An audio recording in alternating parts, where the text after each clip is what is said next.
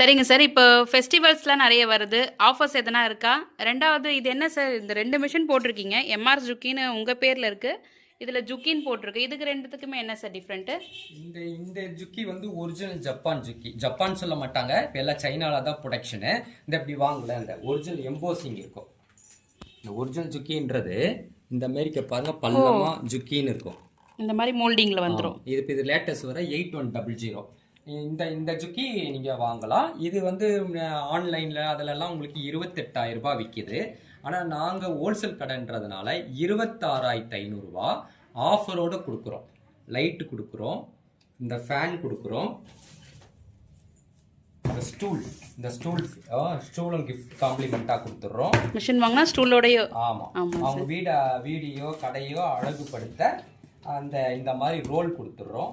Stabiliser மெயினாக கொடுத்துட்றோம். அது ஜாக் ஆகட்டும், ஜுக்கி ஆகட்டும், எந்த பிராண்டாக இருந்தாலும் தயவு செய்து அந்த ஸ்டெபிளைசர் போட்டு யூஸ் பண்ணுங்க. அப்போ மிஷின் லாங் லைஃப் வரும். அந்த ஃபேன் இது. அதுக்கப்புறம் இந்த அடாப்டர், ஏன்னா என்ன பண்ணுவாங்க, ஸ்டெபிளைசரை எடுத்துருவாங்க, மிஷினை கொடுத்துருவாங்க, அடாப்டர் கொடுக்க மாட்டாங்க. இந்த இதுக்கோசம் தேடி அலைஞ்சுன்னு இருப்பாங்க. இந்த அடாப்டரையும் கொடுத்துருவோம், ஏன்னா வீட்டில் சின்ன பிளக்கு தான் இருக்கும்.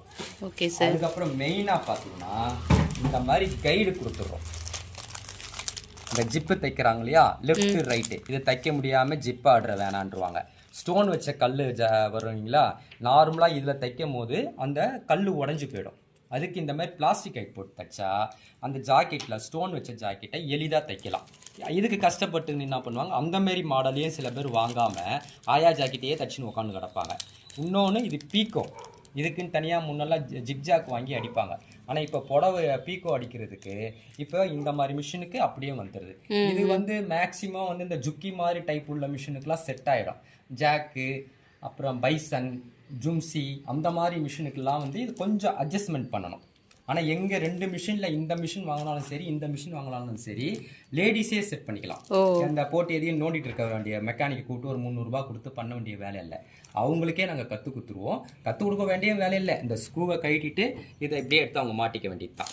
ஜிப் அடிக்கும்போது ஜிப்பு மாட்டிக்கலாம், கல் ஸ்டோன் வச்சு ஜாக்கெட் தைக்கும்போது இதை அடிச்சுக்கலாம். திடீர்னு புடவை வருது, பைப்பிங் அடிக்கலாம். இன்றைக்கி ஒரு புடவை ஓரம் அடித்து கொடுத்தாலுமே அவங்க கிட்டத்தட்ட 70 ரூபா, 80 ரூபா, 100 ரூபா கூட வாங்குறவங்க இருக்காங்க.